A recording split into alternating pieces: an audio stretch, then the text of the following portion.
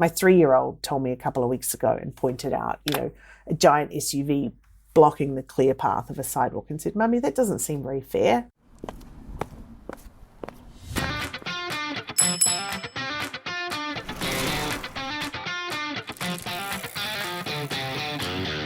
Hello and welcome to Season 3, Episode 2 of the Squeaky Wheel podcast. We speak with leading influencers about policy, industry and more across cycling, walking and all other forms of human-scaled mobility.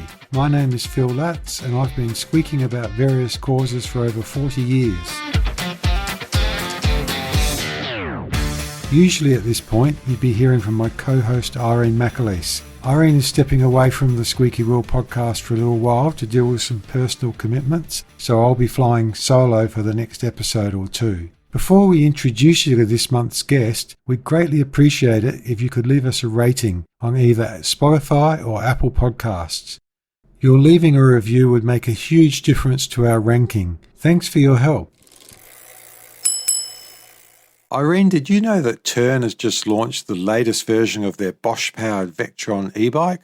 Oh, that's the folding one, right? Yep. Folding e-bikes are interesting. They can swing too far one way or the other. Either they fold up tiny but ride rough, or they ride great but they weigh a ton and they barely fold. But the Vectron bike rides like a full-size e-bike and folds small enough to slide under a desk or into a camper. Oh, wow. That sounds like a real Goldilocks bike. Hey, I'm looking at a picture of it here and I see that it's got a new type of belt drive. That's a game changer. Folding bikes get handled a lot through train stations, in and out of cars, and a greasy chain can make a mess. The Gates belt drive is clean, quiet, and maintenance-free. And does it have a new hub as well? Yes, that's a Nexus 5 hub, so there's no derailleur to snag when you fold it. It's built especially for e-bikes and it handles the Bosch torque with ease. Put it all together and you've got a folding e-bike that is really the Goldilocks of bikes. Yes, just right. Our guest this month is Skye Duncan. Skye is the Executive Director of the Global Designing Cities Initiative, a high-profile organisation primarily funded by Bloomberg Philanthropies. We talked to Skye from her home in New Zealand, but she spent many years living and working in New York City. Irene and I heard Skye give an inspiring keynote address at the National Transport Conference in Adelaide, South Australia, back in September 2025. That's the conference organised by the Transport Professionals Association that's led by another Squeaky Wheel guest, Kirsty Kelly. We've been keen to have Skye on the podcast ever since, and the stars finally aligned. As you'll hear, Skye is a great communicator who is having a big impact around the world. Skye Duncan, welcome to the Squeaky Wheel podcast. Thanks, Phil. Great to be here. Now, some of our listeners, once they hear you talk, might, especially if they're from the Northern Hemisphere, they might have trouble placing your accent. So could you please enlighten us on where you were born and raised? It might not actually be what you expect, Phil. I was born in Papua New Guinea, above Australia, but mostly raised in New Zealand, in Dunedin, right in the south. So we're a city of about 100,000 people, getting pretty close to Antarctica down here. So, yeah, raised here. Indeed. It's a very cold and wet place. I know I've been there. Papua New Guinea is an interesting place. Can I just briefly ask why you were in Papua New Guinea? Yeah, sure. My father had a dental practice there and my mum ran a ballet school, a dance school. As you do. As you do. And that's where they happened to get married and have me and my little brother over there. Wow. That's interesting. Yeah. Now, when did you first get interested in urban design? Was there a particular experience or aha moment? Yeah, there was actually for me. So I originally trained in architecture. So I'd always loved kind of arts and drawing, but also, science and maths, and had started on the path of engineering like one of my big brothers had encouraged me to do, like he did. But managed to kind of keep the door open to follow a path of either architecture or engineering, given, most 17-year-olds don't know what they want to do for the rest of their lives. So did that, ended up taking the architecture pathway at Victoria University in Wellington, and then I worked for a little bit at a landscape architecture firm called Rate and Associates in Wellington, and then for Ian Athfield, one of New Zealand's most prominent architects. And it was there, both Megan Rate and Ian Athfield, very strong mentors of mine. They did a lot of collaborative work on really prominent projects throughout New Zealand, and a lot of them were of a particularly urban scale. So they did the traditional, designer residential house, doing wineries, lodges, all that kind of stuff. But there was also this kind of focus on landscape and cities and urban design, as much as you can in New Zealand without a huge amount of cities. And actually there was a national competition to redesign the New Zealand State House. And I said to Ath, hey, look, I'd love to enter this. Like, do you think we could do it as an organization? As a company, or otherwise I'm happy to do it in my spare time, the little I had, of course. And he said, no, grab a team at the office, fly up to the site, enter it. And so we did. The site was up in Auckland. And it was a lot of kind of analysing of different cultures and how a lot of Pacifica family lived, particularly with kind of extended family, and really thinking about the neighbourhood scale. And my team, my colleagues and I took a particularly kind of urban approach to redesigning a house. We didn't just redesign the New Zealand State House.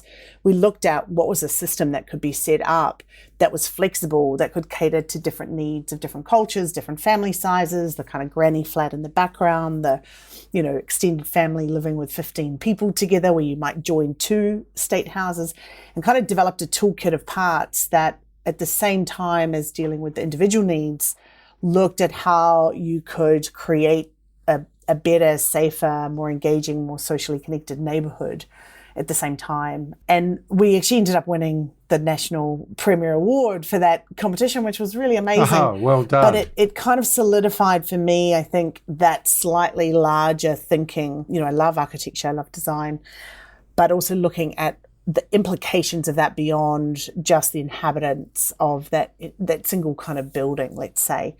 And that became the basis. Shortly after that, I had an opportunity to apply for a Fulbright scholarship and did so. And the focus of my application was really picked up on this kind of city scale urban design thinking. Okay. So talking of city scale, you went to New York and you did a master's at Columbia University. Correct, yeah. And there would have been more people living within a 10-kilometre radius of you then than the entire population of New Zealand. That's right. Which is about 5 million. So was that a culture shock? Oh, look, yes and no. I had been there before. I've had great fortune in my life to be able to travel a little bit across the globe. I had quite adventurous parents. We'd gone to live in England for a year when I was 3 and again when I was 12, and travelled through Europe and parts of Asia. And so I kind of knew a little bit about big city, or I had been exposed to big cities, what they were, that people move differently, they live differently. And I had been to New York before and was particularly excited about going back and kind of living and breathing that for a while. And so, of course, it was phenomenal, living on the Upper West Side with, 36 students from every corner of the planet coming together to share stories and dream of futures together was, it's even thinking back on it now, it was just a really extraordinary it'd be a great life experience. So you graduated, you joined the New York City Department of City Planning in 2014. Now, this is during the famous transformational years of Michael Bloomberg and Janette Sadik-Khan. Actually, 2007 to 2014, you were there. So what was it like living and working inside the tent, so to speak, during this famous era? Oh, I mean, it was like getting another 12 master's degrees, I feel like. It really was, what better city in the world to understand what's happening behind the curtains. And, it was incredibly eye-opening. As I mentioned, I'd come from kind of a design background, but to start to learn a little bit more around, the politics and the policies behind what shapes our built environment, and to be in the room with negotiations to understand that, you have these 600 to 800 page documents of black and white text that can dictate what can be built and what can't be built. But those can change, right? And sometimes they were written decades ago. And so, part of our job was to identify where are things outdated, what needs updating, how do you set a new baseline when you're kind of writing those codes, but also how do you visualize the reality of what all those numbers and words mean in the real world. And so we played a really interesting role. It was the kind of a new office of the chief urban designer that had started the year I started there under Amanda Burden and Mike Bloomberg. And it had existed back in the 60s and kind of died out over time, but this was really a focus to acknowledge the importance of urban design and design thinking. And that when we go and have conversations with communities about what's happening to them, around them, on their streets and their neighborhoods, that it's not just a bunch of words, right? That they can see. A lot of people are very visual people, so they could see and understand the implications.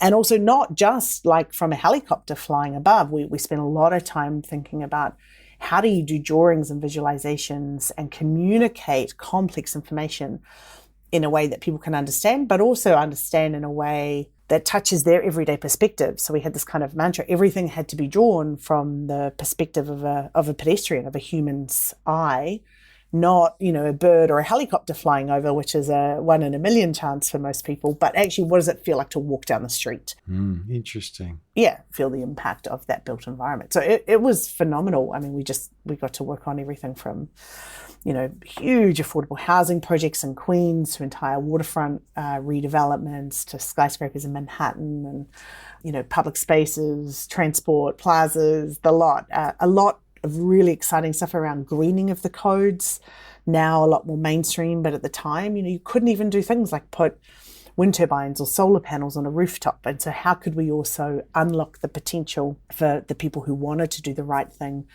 to do so? I'm going to ask you a triple-barreled question, and I've thought in my tunnel vision, urban design, active transport, but clearly you were way broader than that. But applying to both, in those days, back in 2017, New York was really blazing a trail, particularly for American cities, but even globally. So how strong was the pushback at the time, and how much influence did you think the example of New York over those years had for other cities? New York played a really critical role in showing what's possible when you align different disciplines and set a really strong vision for where you want to go, right? We had Mike Bloomberg set up Plan NYC. And what that did was it said, right, 1 million new people are moving to the city by 2030. How are these people going to live, work and play and move about on a daily basis? So it meant suddenly you had the planning department, the transport department, the health department, the people who are designing and building the schools and libraries, plus 1 million others. Everyone had to kind of work together to say, how do we achieve that long-term goal? And that is so important. And still, 20 years later is missing in so many of the cities that we work in, because you end up with all these silos of people trying to achieve their own individual goals. So I think that was huge.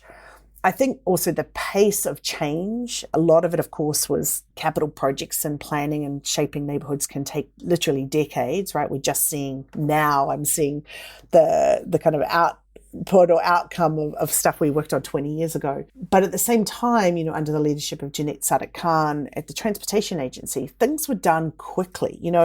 Authentic community engagement was, it was embraced. Did it mean there was pushback? Absolutely. There was tons of pushback, tough headlines, but that's normal. We know that that's normal. People don't particularly like change. But what was really innovative, I think, was that, particularly in Janette's team, they were able to kind of go out, use paint, use really rapid rethinking of the real estate of the street and show what's possible long enough to collect the data. And so knowing there is pushback, being able to say, sure, yeah, like we know, okay, but let's see what happens over time. And so these projects, like the famous Times Square, to collect that data. And at the end of the day, being able to come back and say, you know what, it's safer, less people are getting killed or injured. Vehicle speeds are actually more efficient. People are getting where they need to go in a faster way. The air is cleaner, the businesses are doing better. And these are the kinds of things that are really hard to have as a conversation or to just have on a bit of paper. And then, you can debate till the cows come home with a room full of people who agree and people who disagree, right? But when you've actually got the project, the proof on the ground to show the impact of these types of changes, I think it really set a new global precedent of how rapidly cities can change, and actually the importance of cities even when central or national governments aren't aligned politically. But the power of city leaders, of courageous city leaders to set a strong vision and to align efforts to achieve that, it shows what's possible. And I think, in the 20 years since New York was doing that, we've seen a lot of other cities follow suit. I think the power is that you have Scandinavia and the Copenhagens and Amsterdams and Londons, all these cities that were kind of born with the benefit of historical fabric and density and scale. But I think what's different in the States is the cities are kind of newer and they're different to Europe, and you can see then that actually a lot of New Zealand and Australian cities, for example, probably are more similar to US cities than they are to European cities in a lot of ways. And so that idea of rapid transformation, becomes something that's available to everyone. So Absolutely. Just now as people say, we're not New York, we can't do that. I mean, New York was saying back in the day, we're not Copenhagen, we're not Amsterdam, we can't do that. And, the Bloomberg administration was really able to show that that's not true.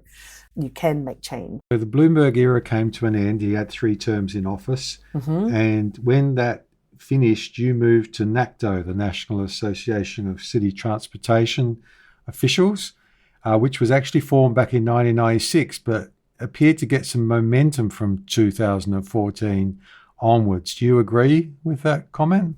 Yes, I do. And probably even before 2014, to be honest. I think Janette Sadik-Khan, in the same way that she kind of poured her energy to lead the transportation work under Mike Bloomberg, she was the chair of NACTO during her tenure as well. And so that really also ramped up the kind of this membership network for US cities to say, again, like our cities are being shaped by these codes and regulations and manuals at the national government level.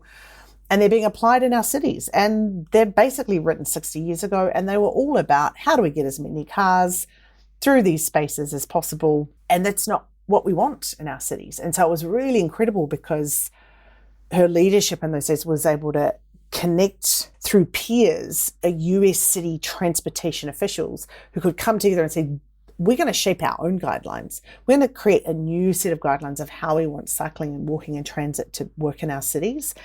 And then through a really kind of clever endorsement process, city mayors were able to endorse that set of guidelines, which then eventually, over time, state and regional level governments did, and then eventually US government, right? But it takes a long time to change at the US government. So this idea of, okay, how do we work with the system and reshape the system to get us what we need at the end of the day and what we want for our cities, I think is really powerful. And Janette kind of did that with the NACTO network, and then, of course, incubated GDCI and launched GDCI with Absolutely, me in 2014. Which was what I was going to lead to. Thank you very much.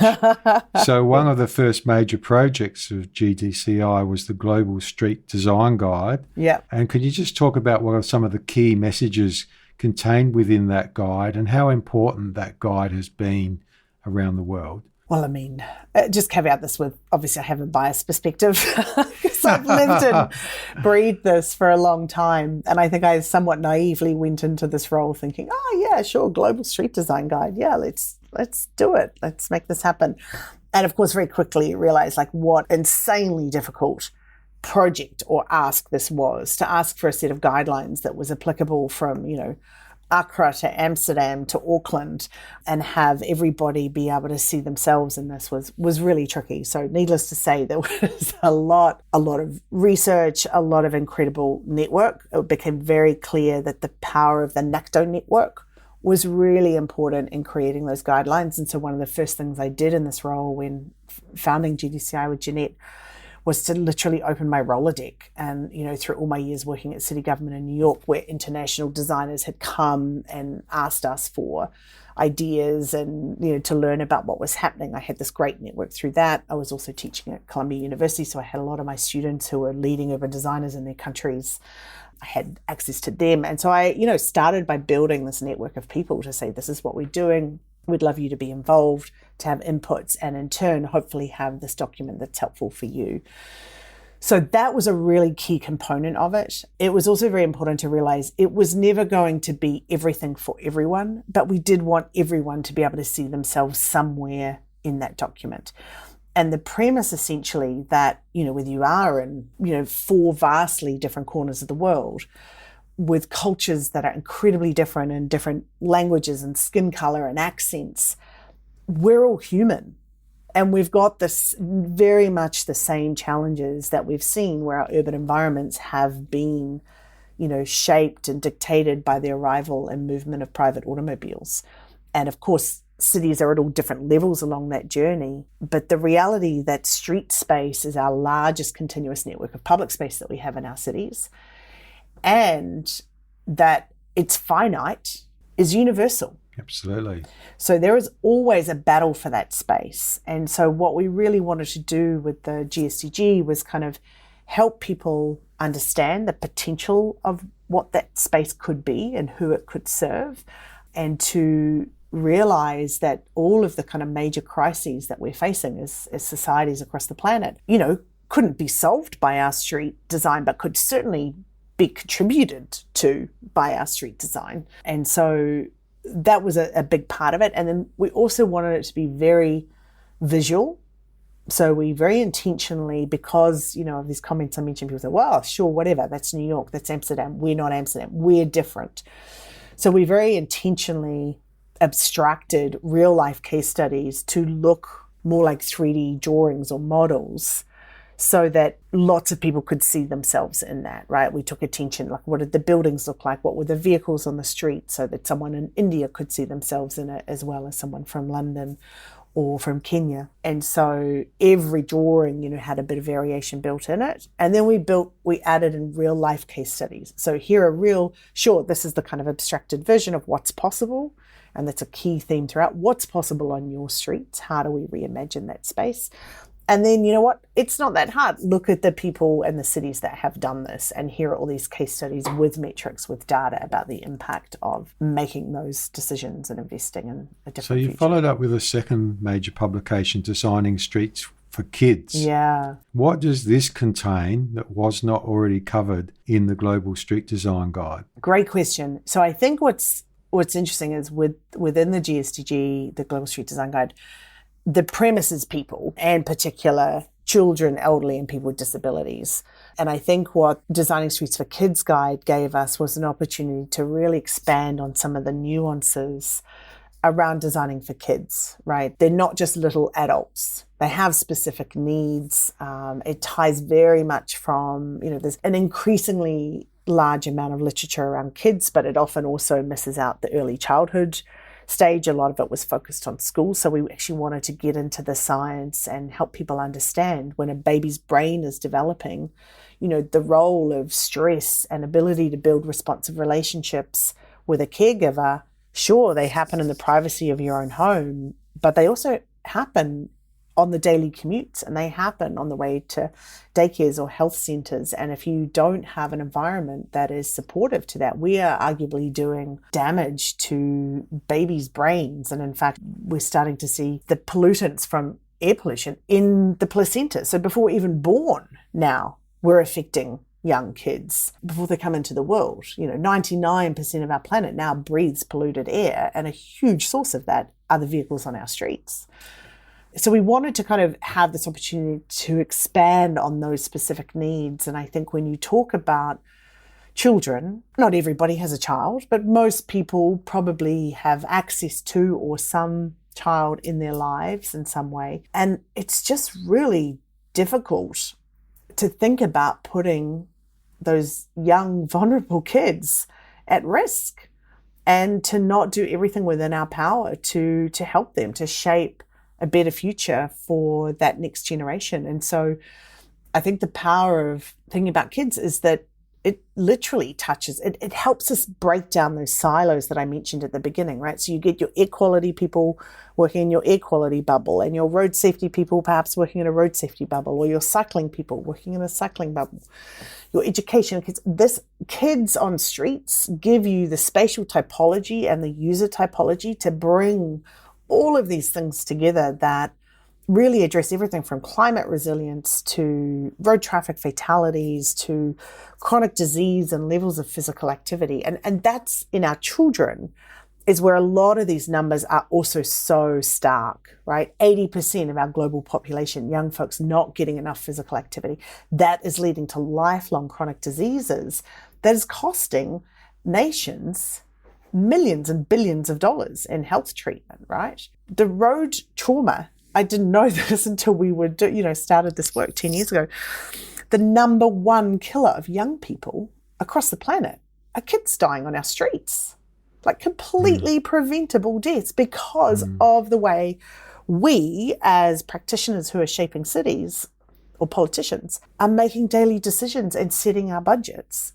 And it's literally killing more kids than any other disease on the planet. So it's just quite unfathomable, I think, that we have gone down this path. And, I think it's a really powerful tool to help people in cities and countries, whether your politics are left or right or somewhere mixed up in the middle. It kind of shouldn't matter, right? That this priority of helping our kids and showing what's possible through, again, our universal largest asset of public space, which is our streets. I mean, it should just be an absolute no-brainer. Absolutely, it should. And we could spend the rest of the podcast just talking about we could, yes, sorry. There's don't so get me many started. things that's so close to my heart. But I want to move on. You made global headlines in 2022 when you announced the Bloomberg Initiative for Cycling Infrastructure, where 10 cities were awarded $1 million each. Correct me if I'm wrong on that. Close. One city got $1 million. The other 9 got 400,000. Okay. Yeah, there's one kind of larger award. Yeah. What's been the impact, and will that project be continuing? Well, that is a good question, Phil, and you will just have to watch the space for the answer for You're part not of going that. to give me a scoop? So this has been another really amazing journey, and the announcement of this, 4 years ago, I think, when we saw the number of applications that came in, we had almost 300 cities apply for this program. And that in itself, to me, is mind-blowing, because that means every one of those cities had to have a signed letter from their mayor saying they were committing to expanding their cycling network in their cities.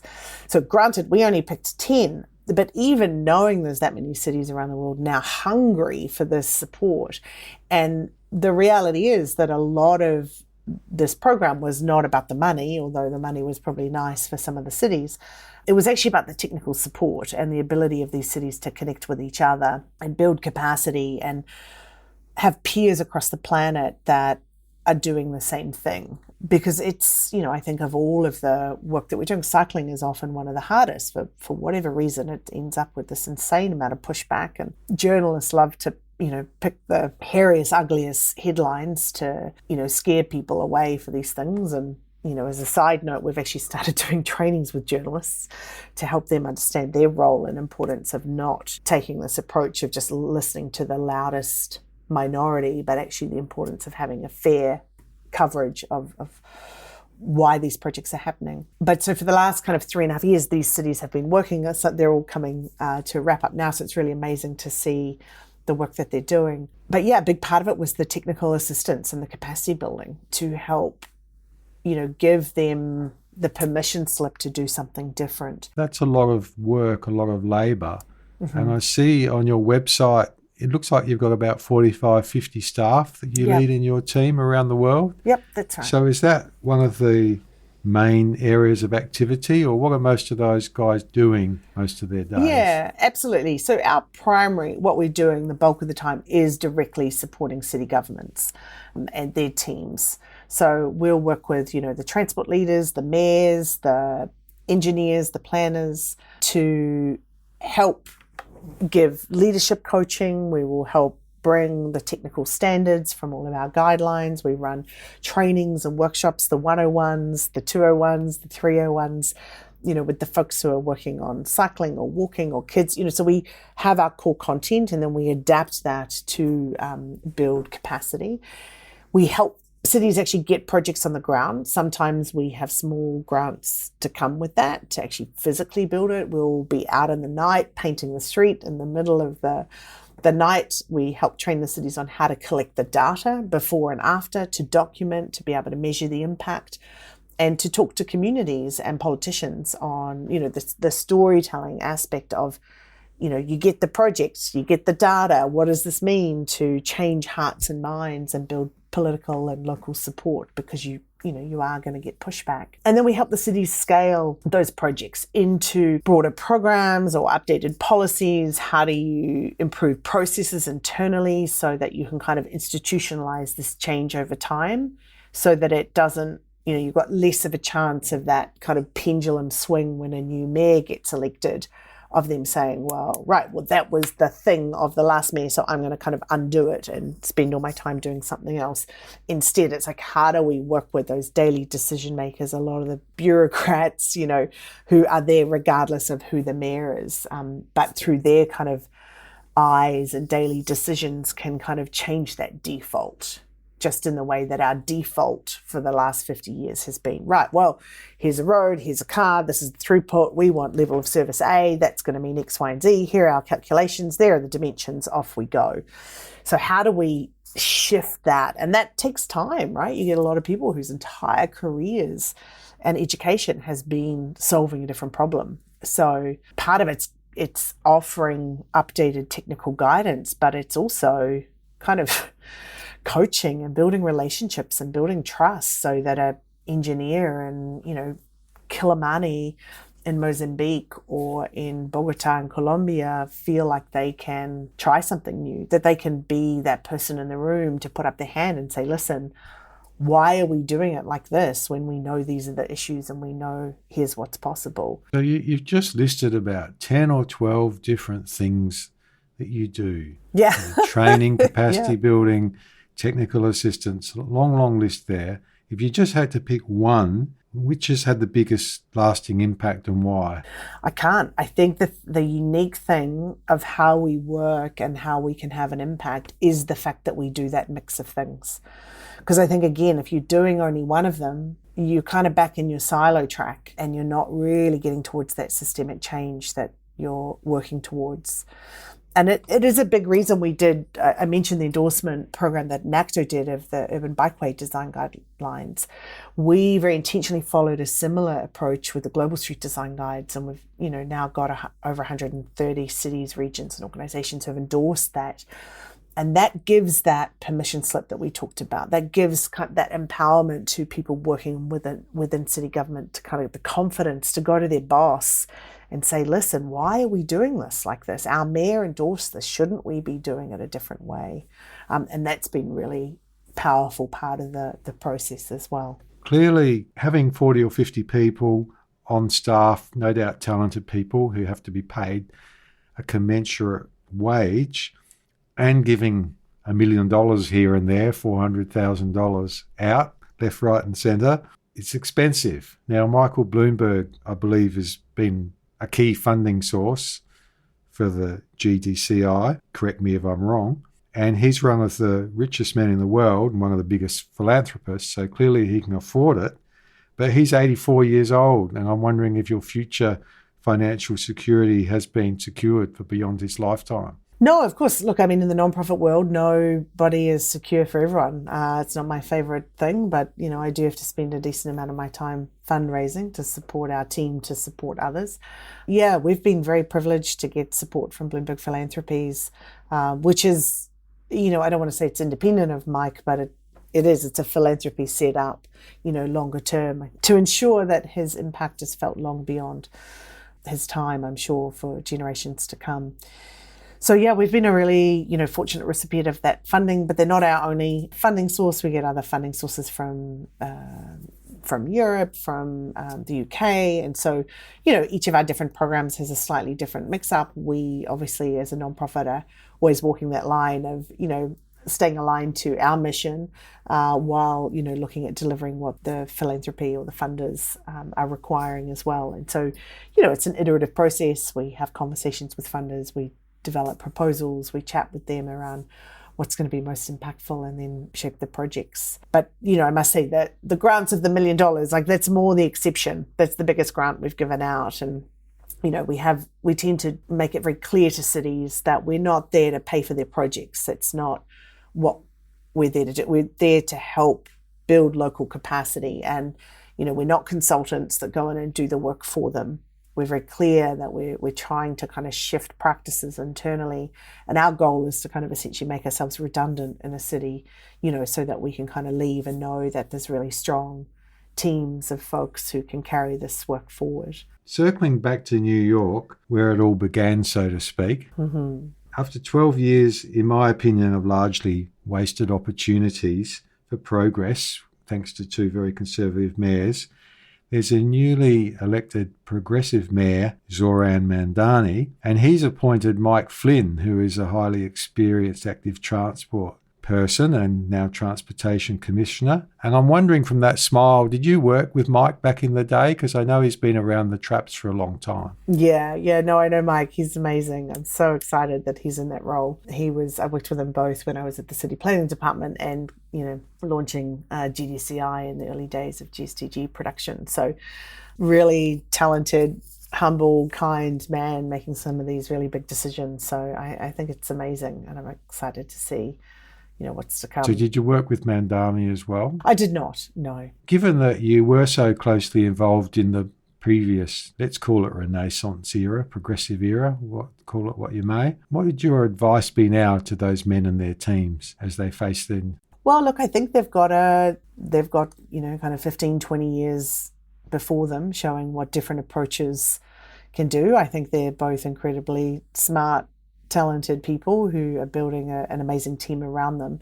And I think they can look back and say what's been effective, what hasn't been effective in terms of achieving the type of change that they want to see. And they can improve on it, make it their own and go even better, bigger, bolder, right? 20 years later, I mean, it's almost literally, what are we, 2026, compared to 06 and 07.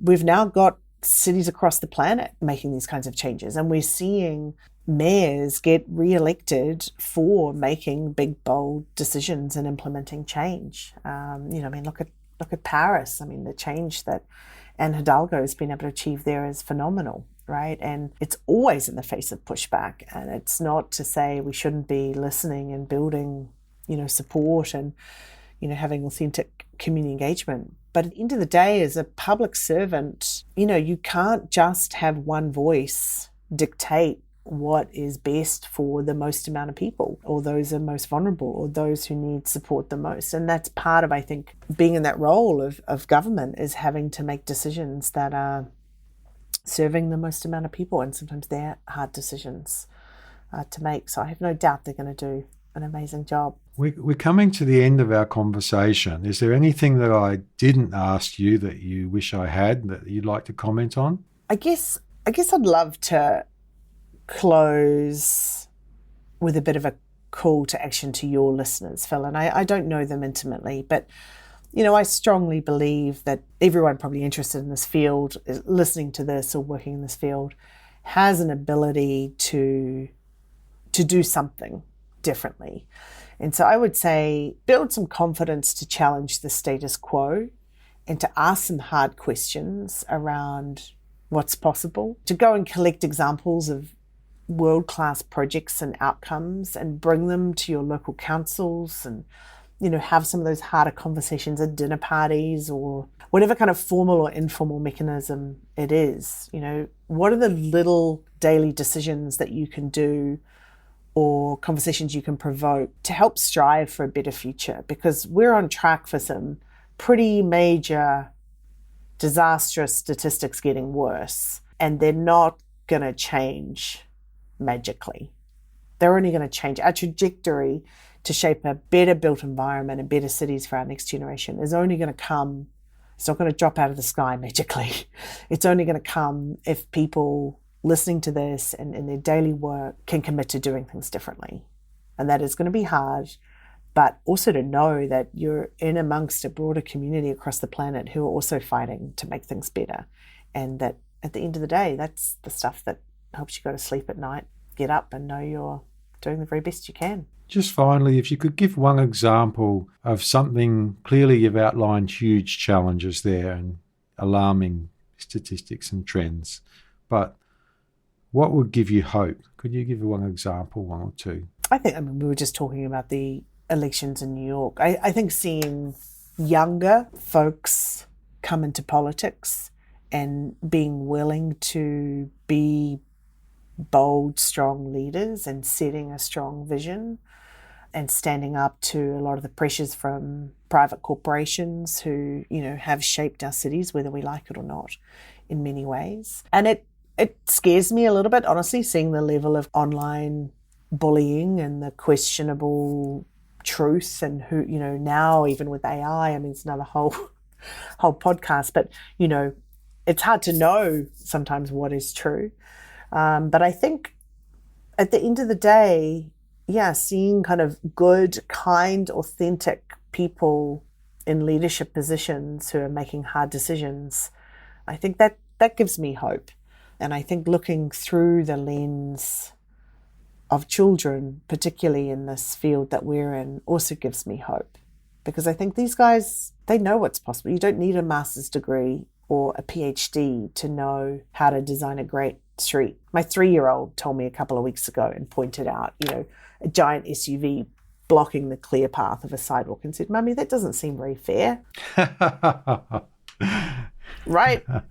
So how do we also get more young people's voices to the table even before they're officially voting to help tell us how we can and should be shaping our environment for them, I think is really important as well. So it's heavy. It's heavy what we're taking on, but I'm an eternal optimist, and I still deeply believe that we have a long way to go, but a plethora of opportunities in front of us to show what's possible, and everyone can contribute. Skye Duncan, thanks for squeaking. Thanks for having me, or allowing me to squeak, Phil. I hope you enjoyed that interview with Skye Duncan. The time just flew by. I would have loved to ask her more, especially about kids and their designing guideline for kids. It seems so obvious, and it's so amazing how we do so many damaging things for our kids. And like she said, in many countries, it's the number one cause of death of young people is road crashes, which could so easily be avoided with better design and more thoughtfulness. I'll be putting links in the show notes to more about Skye Duncan and the Global Designing Cities Initiative. We always finish up with What's Up, a chance for us to say what we're doing and what's happening. Unfortunately, as was the case last month, this will be a much abbreviated session with our RN on board. But in summary, I just spent a week, a bit less than a week actually, in Melbourne, and I got to ride the new Dixon Veloway, which is named after Iris Dixon, who was best described as a grassroots battler. She was a long-time cycling advocate, and it's great that such a huge piece of infrastructure is named after someone like that and not after some high-flying politician or sports star. But the Dixon Veloway runs from the city to the inner western suburb of Footscray in Melbourne, Victoria, Australia, and it includes an amazing sculptural green bridge which has already informally been named the Caterpillar. I'll put some photos in the show notes and you'll see why. It really is a remarkable piece of architecture, and it was great to see this new piece of infrastructure open just before Christmas, so only been open a few months. And by the time this podcast comes out, I will have already visited Brisbane, which I'm heading to in a couple of days. Brisbane is gearing up for the 2032 Olympic Games, so it's a rare chance in a relatively car-centric, cycling-hostile city, as unfortunately all Australian cities are and many Western cities are in general in the world. A rare chance to do some creative, progressive infrastructure for walking and cycling, the incentive of having the Olympics coming up and the world watching. So it'll be interesting to see if I see any progress on the ground from when I visited last a year ago. Then a couple of weeks after that, I'm off to Taipei for the Taipei Cycle Show, and it's marvellous to see some of the work that has been done in Taipei, which has completely transformed as a city since I started going there each year about 30 years ago. Thanks for listening to the Squeaky Wheel podcast. If you've liked what you've heard, please subscribe via your favourite podcast platform. We're planning to release one new episode per month on the third Thursday of each month. Please also leave us a review or rating on your preferred platform. This would be extremely helpful in boosting our algorithms, especially on Apple Podcasts and Spotify, which are our first and second platforms in terms of traffic. And you can also see us on YouTube, not with live video, but at least just the audio track. You can also find out more about the Squeaky Wheel podcast and contact us directly via our website, squeakywheelpodcast.com. We'd love to hear your feedback. Until next month, keep squeaking.